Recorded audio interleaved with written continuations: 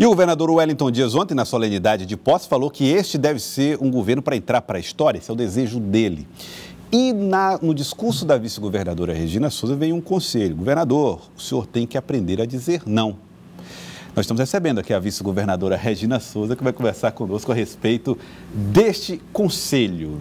Vice-governadora, boa tarde. O que é que significa aprender a dizer não? O governo tem dito muito sim nesses últimos anos?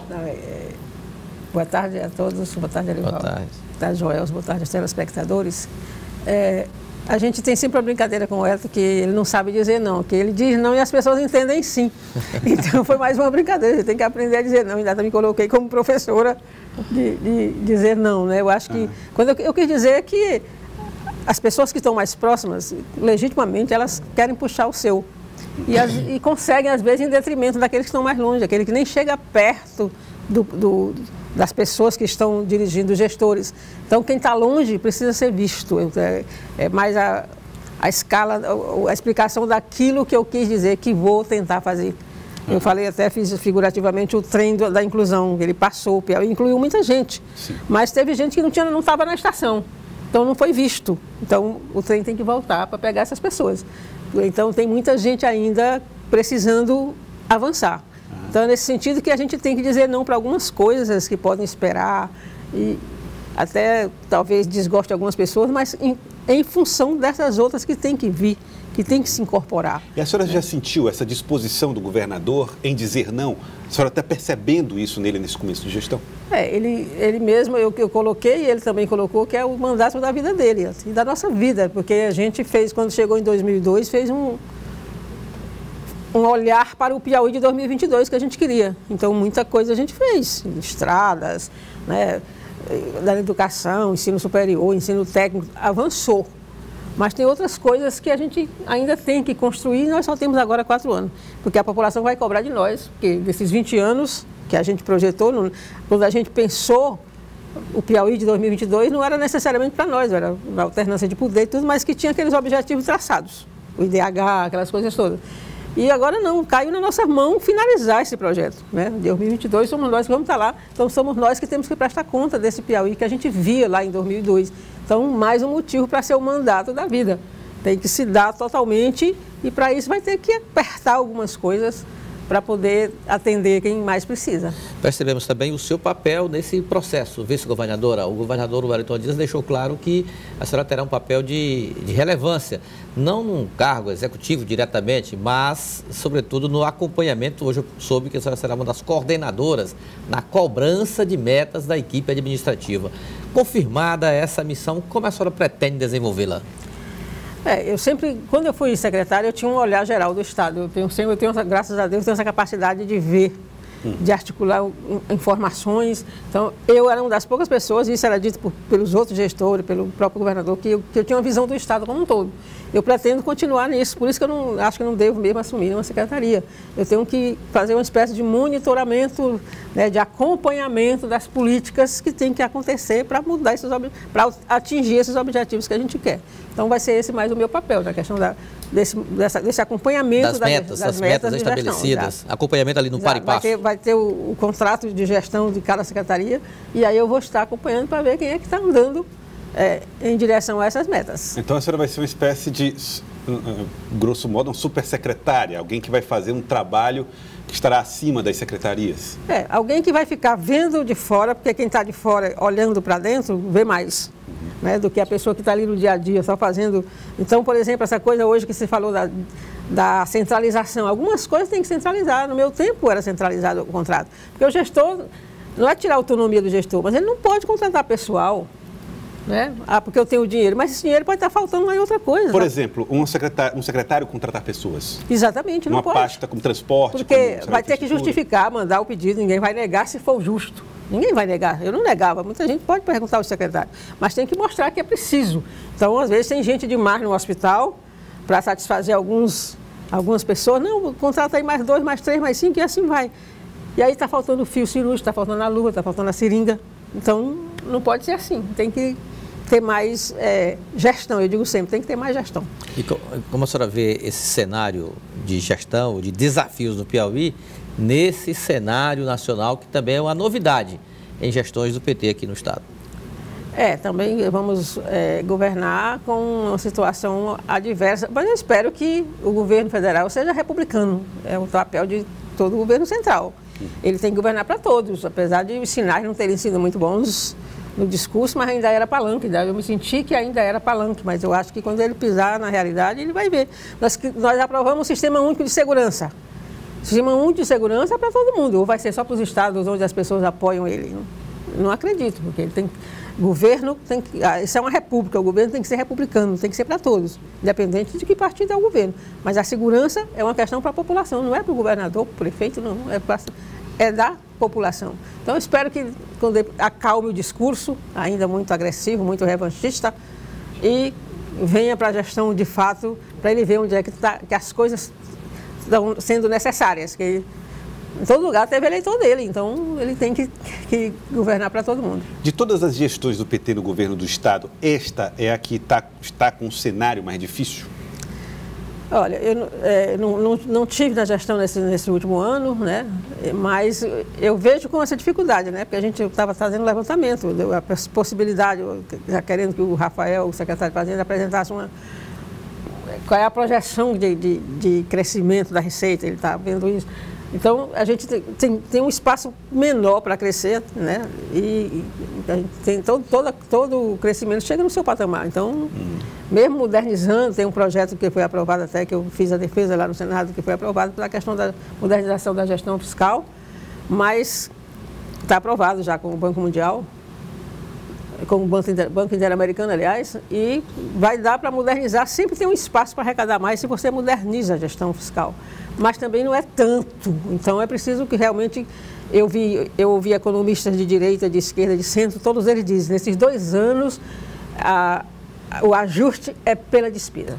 Não tem outro jeito. Então, não é pelo aumento da arrecadação, vai ter que cortar. Não é pela receita. A receita pode crescer, mas ainda não é o suficiente. O Brasil vai deslanchar talvez em 2021, é que ele vai deslanchar mais na questão econômica. Então, esses 2 anos, o ajuste é pela despesa. Então, a gente tem que ser bem austero. Isso vai já refletir na reforma administrativa que o governo deve enviar para a Assembleia em fevereiro? Com certeza, certamente. Agora, é muito mais um ajuste da gestão da despesa que não depende de lei. Porque as pessoas, que tamanho vai ficar o Estado? Que órgão vai ser extinto? Isso é uma questão... extinção de órgão, fusão de órgão, não necessariamente traz receita. É só olhar o Temer. Ele extinguiu quantos ministérios? Não reduziu nada na despesa de pessoal, por exemplo. Isso que não há ainda um projeto fechado no governo? Não há consenso? De comissionado. Não reduziu nada, porque foi só tirou o nome do ministério, mas jogou em algum lugar. Então, não é isso que a gente vê. A gente tem que ver, esse órgão aqui é necessário? Ele tem uma função? Ele está exercendo essa função direito? Está dando resultado? Por que ele vai ser extinto? Agora, esse aqui tem superposição, esse aqui podia ser feito lá na secretaria tal, podia, então isso daqui não precisa existir. Eu acho que tem que ser uma coisa muito racional. Então a senhora admite que pode haver corte de comissionados, por exemplo? Não sei se corte de comissionado tanto também, porque os comissionados do Piauí, se você comparar com o Brasil, são dos menores. Os comissionados, aquele cargo comissionado específico, aquele que é exclusivo, a pessoa é só comissionada de fora. Você olha, tem muitos comissionados. Tem não sei quantos comissionados. Agora, quantos diretores de escola tem? Ele tem que ser comissionado, uma classificaçãozinha pequena. Não tem como reduzir isso. O diretor de escola, são 800 escolas, tem que ter o diretor, o adjunto. O que a senhora está dizendo, o que eu estou entendendo, é que vai ser difícil também cortar. Cortar onde? Cortar cargo é difícil. Então, agora, tem outras despesas que a gente tem que ajustar. Né? Por exemplo, tem muita despesa. Tem transporte. Né? Hoje a gente já estava discutindo lá com o Ricardo Pontes, assim, vamos ver como é que se tem outros estados já usando uma coisa que eu li em algum lugar, e ele também viu, sobre a questão você vai no centro administrativo, aí você vê aquele tanto de carro parado. Sim. São alugados. Uma hora eles são usados, mas eles ficam a maior parte do tempo parado lá. Será que é necessário? Será que a gente não pode trabalhar com aplicativo, fazer uma licitação, para na hora que precisar de um carro, para ir ali da outra secretaria? Quem sabe isso... Agora, tem que ser um estudo, não pode também sair fazendo só porque é moda, mas tem que estudar. Vai diminuir despesa? Vai, então vamos fazer. Muito bem. Parcerias público-privadas. A gente já viu aí a situação do Centro de Convenções, deve entrar numa parceria público-privada, o Verdão também. A parceria público-privada vai ser uma solução para o governo em 2019 em diante? É uma medida que deu certo na avaliação da senhora? É uma medida que, inclusive, foi premiada aí. O Piauí saiu na frente assim. Claro que tem coisas que o Estado não tem que gerir mesmo, não. Porque quando é do Estado, tem aquele relaxamento. É do Estado, eu vou hoje, amanhã eu não vou. E o Estado não tem olhos para ver tudo. Então, algumas coisas, rodoviárias, essas coisas, tem que ir para a gestão privada mesmo. Desde que a gestão privada seja competente e faça a coisa funcionar melhor que o Estado. Porque se vai funcionar do mesmo jeito que o Estado faz funcionar, mas é importante, eu acho que é importante, né? Claro que tem setores que não podem ir para a gestão privada, mas tem uma periferia que não é da competência do Estado, ele tem que prestar serviço público para a população. O governo aposta em interlocutores junto ao governo federal? A senhora percebe, por exemplo, na bancada federal, ou vai buscar outros canais, ou vai ser no contato direto? Olha, existe o Fórum dos Governadores, existe o Fórum dos Governadores do Nordeste, que inclusive o governador Wellington Dias é o coordenador, a gente chama ele o presidente do Sindicato dos Governadores, porque geralmente ele é o porta-voz. Então, esses fóruns vão continuar funcionando para dialogar com o governo federal. Agora, é claro que a bancada é importante, a bancada federal, principalmente aqueles que estão mais alinhados com o governo, vai ter importância na hora de abrir as portas, os canais, né? Então, mas eu não acredito que o governo, que os ministros vão estar de porta fechada. Eu acho que esse período de rancor, de vingancinha, eu acho que essa é a primeira semana, a segunda, depois quando botar os pés, que vê que o orçamento, por exemplo, as políticas sociais, né, Bolsa Família, no orçamento só foi aprovado até julho. Julho tem que ter crédito adicional, ele vai ter que começar a pensar como é que ele vai buscar esses créditos adicionais. Então, acho que vai cair na real e ele vai ver que ele é o presidente do Brasil. Vice-governadora, a senhora falou a respeito da situação do discurso de palanque que ainda tomou conta da fala de Jair Bolsonaro.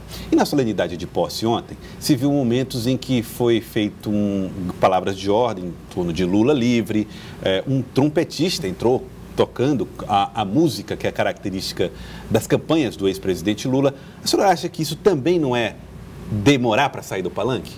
Não, porque a questão partidária ela é permanente, nós somos partidários, ela é de um governo do PT que estava tomando posse, então era natural que a militância se expressasse, né? Mas aquilo ali não significa interferência no governo, não vai influenciar no governo um trompetista ter entrado tocando ali, foi uma homenagem que todo mundo faz, que todo mundo inteiro, inclusive, faz homenagem a Lula. A senhora não compara com o fato de Bolsonaro dizer que a partir de agora a bandeira do Brasil não tem mais vermelho, verde e amarela? Não, a bandeira do Brasil nunca foi vermelha, ele está delirando, nunca ninguém no PT propôs mudar a bandeira do Brasil. Ele também disse que o Brasil precisa se libertar do socialismo.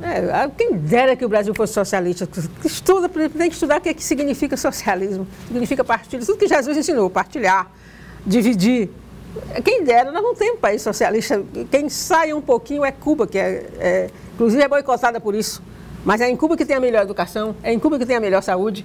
Porque tem essa tentativa, tem outros defeitos, tem. A questão da liberdade, essas coisas. Mas a tentativa de socializar as coisas, só temos Cuba que está... E a composição do governo? Atualmente, ontem foram nomeados os secretários, mas de forma interina. Nomeações para valer depois da reforma administrativa, fevereiro, final de fevereiro, talvez início de março. Ela vai espelhar, no seu modo de ver, a base aliada, vai ter um componente político? Como é que a senhora imagina a composição administrativa do governo desse quarto mandato do governador Wellington Dias? Vai ter muitos nãos dito na hora dessa composição também? Eu espero que tenha, mas assim, é claro que tem que respeitar. Tem uma base que foi eleita e eles têm o direito de participar da gestão. Agora, vamos apresentar que gestão a gente quer, né, para que as pessoas também se adaptarem a essa nova gestão que a gente quer dar, esse novo modelo de gestão que a gente quer dar, com o contrato de desempenho, né, porque aí quando chegar com 6 meses, vão avaliar. O secretário que não tiver atingido suas metas, ele mesmo deve pedir para sair, né? Não é possível que ele não atinja nenhuma meta e queira continuar. Então, acho que essa coisa vai influenciar. Mas é claro que todos vão participar se todos foram responsáveis pela eleição, pela vitória. Então, agora esse é um diálogo mais do governador do que meu, do que de secretários de outras coisas. Tá certo. Vice-governadora Regina Souza, muito obrigado pela participação aqui conosco no Jornal do Piauí mais uma vez. Eu que agradeço. Obrigada. Muito obrigado. Boa sorte.